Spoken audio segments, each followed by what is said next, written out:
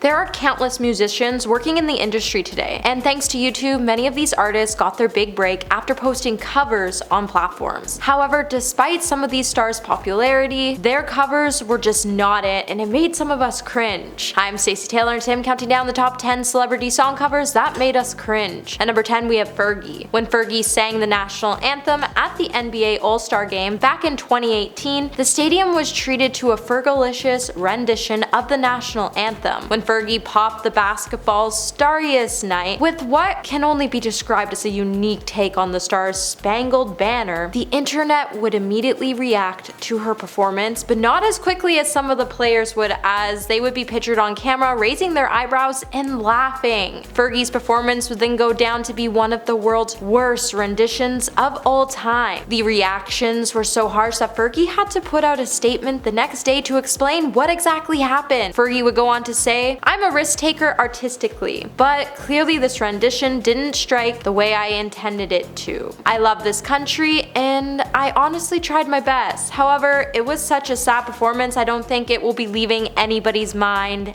anytime soon." At number 9, we have Steven Tyler. Steven Tyler's rendition of the national anthem was so bad that if he was auditioning for American Idol, he would definitely be kicked off the show. When singing the anthem, he would go on to miss a high note, and fans would notice that the singer actually sounded oddly like a raven. Steven then went on to mess up some words, or he slurred them. It was pretty hard to tell. However, even though Steven did mess up the anthem, the New England Patriots would still go on to win the Super Bowl. Now, singers and fans were a little kinder to Tyler than they have been for past singers that messed up the national anthem, as Tyler's anthem wasn't nearly as bad as Roseanne Barr's. However, it just seems like America wasn't prepared to hear Steven screech his way through the Star-Spangled Banner. Hey Peaches, are you liking this video so far? If so, don't forget to give it a thumbs up and subscribe to the channel. At number 8, we have Camila Cabello. Camila Cabello went viral because people began to drag her for the way she pronounces the word Christmas. Last year, Camila was performing for the PBS holiday special. In her performance at the White House, she was at the event and would sing, "I'll be home for Christmas." Now, with the holiday season upon us, some people have started getting into the festival spirit by revisiting some of their favorite seasonal moments, and this happened to be one of those moments. However, unfortunately for fans rewatching the event, they were quick to spark some serious questions about Camila singing the word Christmas, as the star would be heard saying the word as Quizmas. Videos have since started to circulate, and TikTok fans have even been saying they will be home for Christmas as well. However, some videos haven't been so kind, as one even took to TikTok to say, "I'm so sorry everybody, but I will be canceling Christmas this year because WTF was that? Why'd they let her release that? Yikes." Number 7, we have Fall Out Boy. Now, Fall Out Boy has a rich history when it comes to releasing awful covers, and their take on the Ghostbusters song, "I'm Not Afraid," was one of these moments. Now, during the song's verse, "Love Will Tear Us Apart" was mentioned earlier in their version than it was in Michael Jackson's version, and the beat was also pretty dreadful. However, they did go on to do a good job on the cover, as it was definitely something that gave us an unforgettable Ghostbuster theme. The song was recorded in 2016 for the reboot film, and while there was some major backlash surrounding the film, it was definitely ridiculous, and we can all agree that the theme was pretty unforgivable. At number 6, we have Britney Spears. Many people seem to forget that the song "I Love Rock and Roll" was actually written by Arrows in 1975 before it was popularized by Joan Jett 7 years later. Sadly, when Britney Spears decided to do a cover of the song, the saying "third time's a charm" wouldn't be an actual thing in this case, and Britney would go on to ruin the song, and it was extremely disappointing. Despite Britney's effort to make it a smash hit, the production would find itself in sounding rather dazed and confused and stuck in a weird middle ground between rock and hip-hop. All I can say is, after listening to the production, oops, she did it again, and this song is toxic and I can't listen to it any longer. So what did you think about Britney's cover? And let me know in the comments below. At number 5, we have Madonna. When Madonna finally released her version of American Pie for her soundtrack for her 2000 romantic comedy, the next next best thing after allegedly being convinced by her co-star and friend, you would be able to hear his backings seared all over the record. There are also a really heavy echo of Madonna's vocals that dotted all over this lifeless cover of the song. Madonna's take on American Pie failed to grasp the complete concept of the original song. The song also stuck out like a sore thumb on her 2000s album because she featured some pretty strong material on it, and this just wasn't it. Don McLean would also later come out to say, for the record, he did really like Madonna's version at the time, although I think we can both agree if we all just received a fat royalty check after a singer sang a cover of one of our songs, we would probably say the same thing. Number 4,